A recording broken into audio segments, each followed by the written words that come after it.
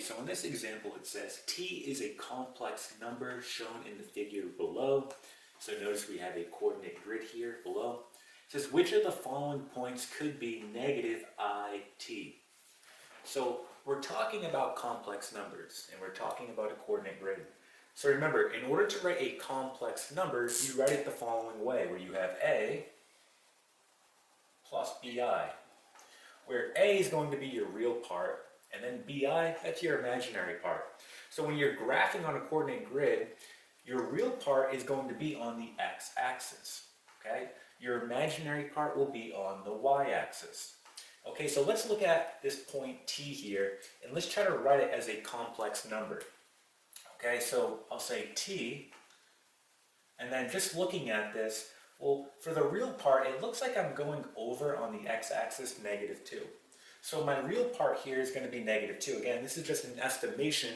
It doesn't have to be perfect. So -2. My imaginary part, so again, now I'm looking at the y, it looks like it's going up 2, right? So I'll just say plus 2i. And there it is. So now that I have t written as a complex number, I'm simply just going to substitute it into this part here where it says -i times t, right? So for example, just using substitution, I have -i, and now wherever I see t, I'm plugging this in. So in parentheses, -2 plus 2i.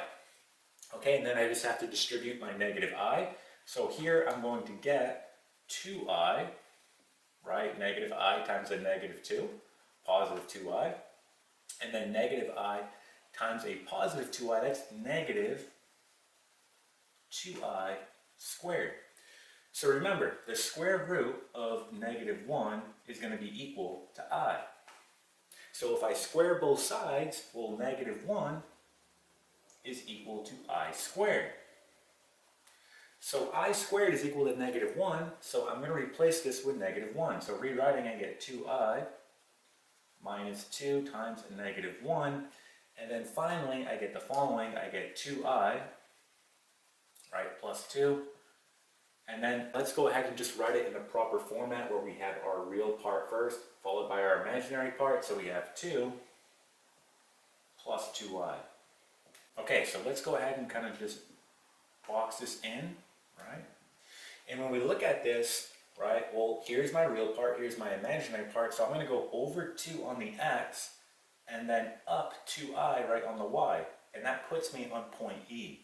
So that means, right, my choice here is going to be E. Okay, and that's going to be your final answer. Okay, and that is it.